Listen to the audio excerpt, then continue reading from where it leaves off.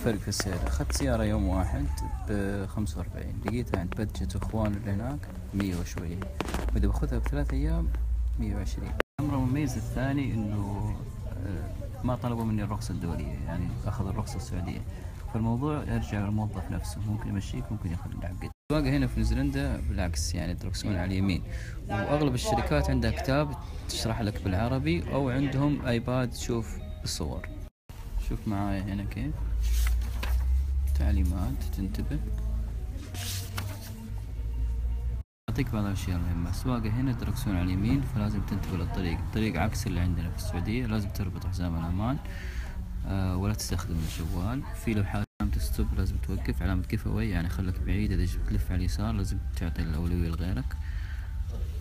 السرعة هنا مشددين على بعض القرى 50 70 100، وممكن تاخذ قسيم إذا هذا. في كاميرات كمان. في طريق القطار لازم توقف إذا كانت علامته حمراء، تنتبه للحيوانات. في الطريق غير أحيانا الطريق يصير بس يشيل سيارة واحدة، إذا وجدت العلامة دي الأولوية لغيرك مو لك، إذا كانت العلامة الثانية عندك سوداء هنا والحمراء هناك أولوية لك. القيادة في الشتاء خطيرة عندهم، بتزحلق الخط، ممكن تركب السلاسل حقتهم الثلجية يعطونك إياها. الأمر المهم جدا لازم تعرف، السعودية إذا كنت واقف عند الإشارة تقدر تلف يمين بدون الإشارة، هنا لا، ما يحق لك تلف يسار إلى أي مكان، لازم توقف، حتى لو كنت عند الإشارة لازم توقف على اليسار، ما يحق لك تلف. الدوار إذا دخلته جيت تدخل الدوار طالع يمينك، إذا كانت في سيارة على يمينك أو في الدوار توقف، إذا كذا ما عليك منه، اللي يسارك واللي قدامك ما عليك منه، أهم شيء اللي على يمينك. بما أن الجو شتاء وفيه ثلوج، فهذه ممكن تضيفها على التأجير بحيث تستخدمها إذا كان عندك منطقة ثلجية. هذه أغلب أنواع السيارات اللي عندهم. شوفوا هذه اللي فيها تقدر تنام وتطبخ، وفي أكبر منها كمان، في واحدة مرة كبيرة حقت عائلة كبيرة. شايفين هنا نيوزيلندا جزيرتين، أنا في الجزيرة الجنوبية. الجزيرة الجنوبية لها خريطتين، خريطة الجزء الشمالي وخريطة الجزء الجنوبي. في مكتب ثاني تجد فيه جميع الأنشطة والاكتفاءات موجودة، بإمكانك تحجز منه. عادي إذا معي أحد أجي لي صني، وكمان هذا ما دام حالي باخذ القزعة هذه زي ما انتم شايفين دركسون على اليمين. دعواتكم بس كويس. هذا النوع المؤشر نفس اللي عندنا، العادة يكون المساحة هناك وهذا عكس، فأحيانا تبغى تدق مؤشر تشغل المساحات ولبش، لكن الوضع طيب. كنت ناوي اخذ رحلة من كروستيل لكونستاون بالطيارة، لكن لقيت سعرها شوي عالي، قلت أجر سيارة وتمشى بالسيارة لين ما أصل كونستاون، لكني للأسف أخذت عادي.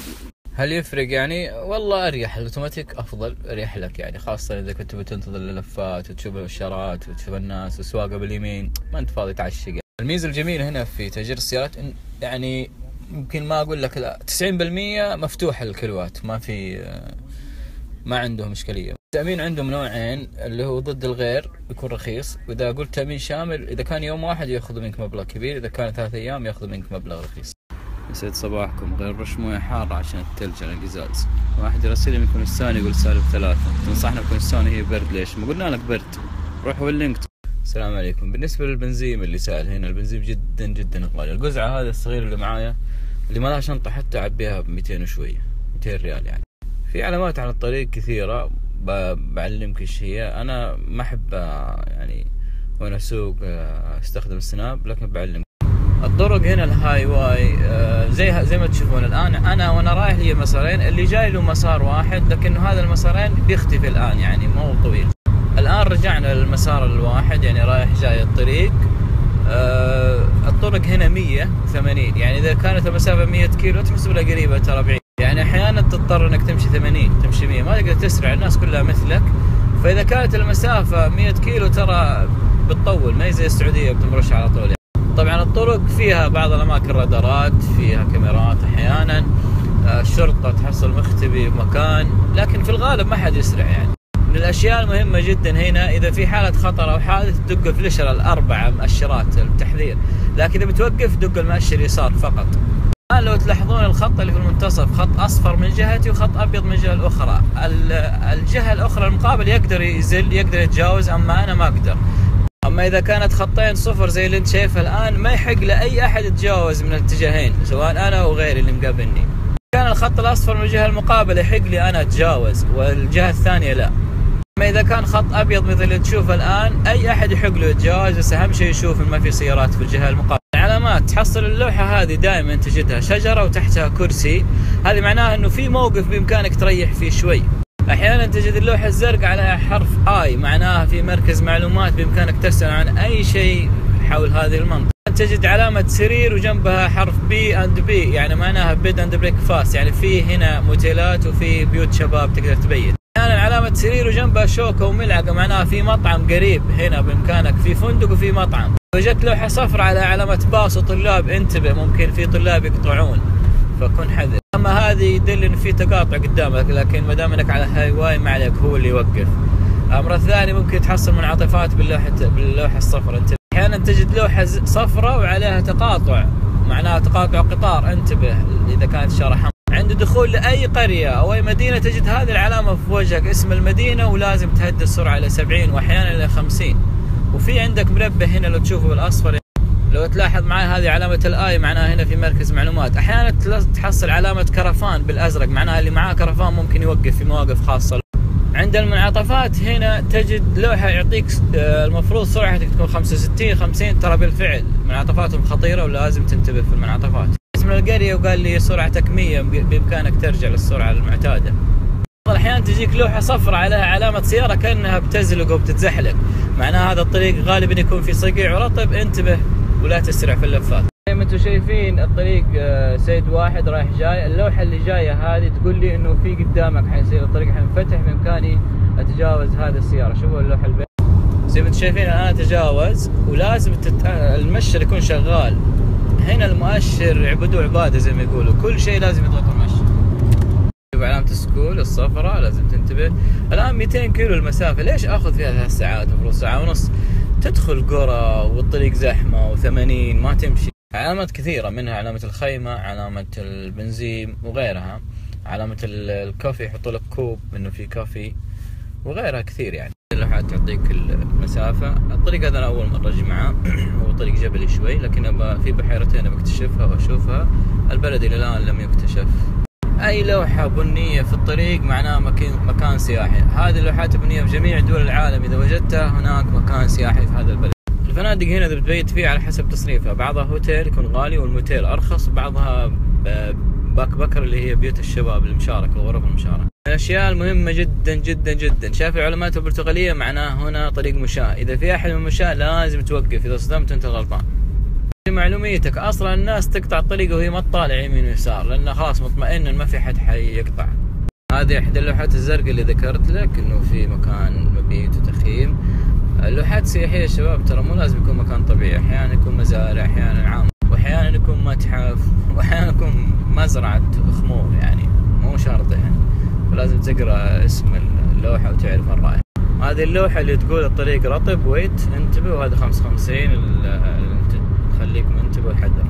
واحيانا تجد لوحة زي هذه البرتغالية معناها آيس، يعني ممكن الطريق يتغطى بالثلج، لكن هنا هيئة المواصلات كل يوم يرشوا ملح الصباح على هذه الطرق. لو وجدت أمامك علامة لوحة حمراء وعلى علامة التعجب معناه قدامك في صيانة الآن، انتبه. الطريق ما شاء الله رشاشات ومزارع هنا عندهم، في بعضها كرمك الله بقر وغنم وغزلان، بلد لحم. كثير جدا باللوحات هذه حقت الآيس والطريق رطب يقول لك كم المسافة، معك 2 كيلو حيكون الطريق رطب، انتبه. الآن قدامي جسر طريق واحد، شايفين اللوحة العلامة السوداء له وليها حمراء، يعني أنا أعطيه الأولوية، هو إذا كان في واحد لازم أوقف هنا وخليه يتعدى. زي ما أنتم شايفين طريق واحد لازم تعطي الأولوية للي جاي، إذا كان السهم الأسود عندي لا هو يعطيني الأولوية. احنا في فصل الشتاء بدايته، الديرة مشهبة كذا، تقول الخضار بدأ يخف لأنه بسبب الثلوج اللي أمامنا والشتاء بادي، فالله يعين. وقت لزيارة نيوزيلندا في شهر ديسمبر يناير فبراير ممتاز، لأنه عندهم صيف والجو يكون فيه ممتاز عندهم، مو بارز مرة. عند أحد السدود يستفيدوا منه في إخراج الطاقة والكهرباء. قدامكم تشوفون تلاحظون السد امتلأ وقام يطلع فوق ما شاء الله، وهذه المحطة حق التوليد اللي يستخرج منها الطاقة. واحد من التوربينات اللي كانوا يستخدمونها في استخراج الطاقة، وهذه معلومة عنها استخدموها من عام 1941. فوق السد الثاني برضو اللي يستخرجوا منه الكهرباء، بس الهواء شديد مرة، شو الموية قامت تغطش علينا، يعني الموضوع يعني ينزل ينسى. الآن أنا فوق السد، جو الموية من فوق تضرب وتطلع.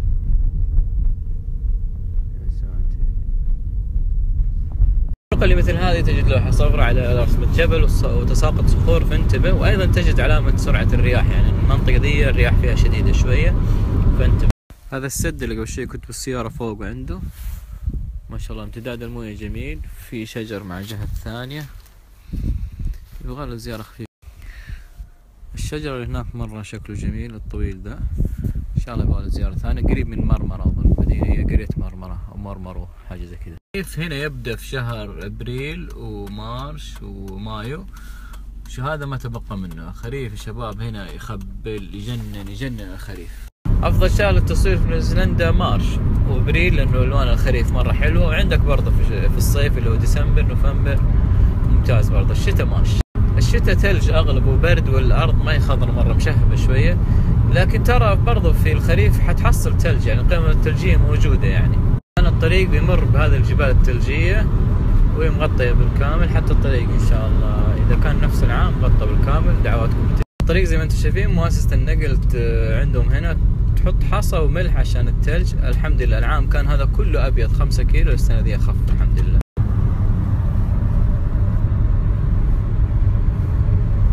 الحمد لله عدينا المنطقة هذه الخطرة، كنت شايل همها لأن العام كانت جدا خطيرة. أنا جيتها مرتين في خطر، العام وقبل العام.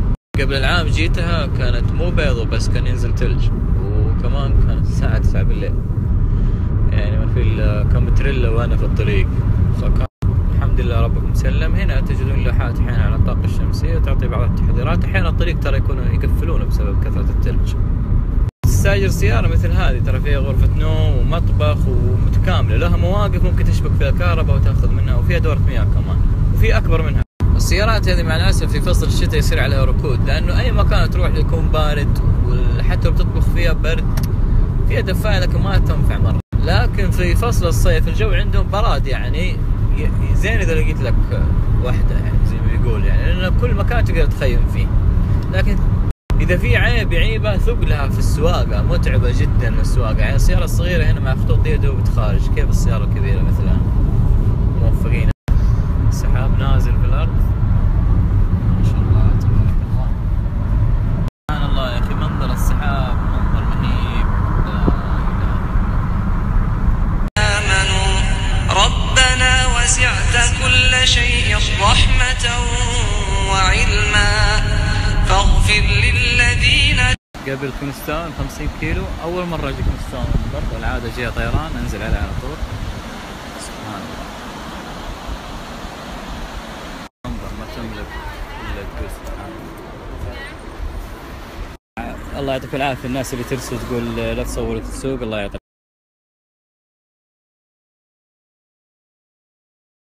العافية على حرصهم، لكن حبينا نطبق عملي زي ما يقولون. وبالشكل وصلت كونستاون الحمد لله.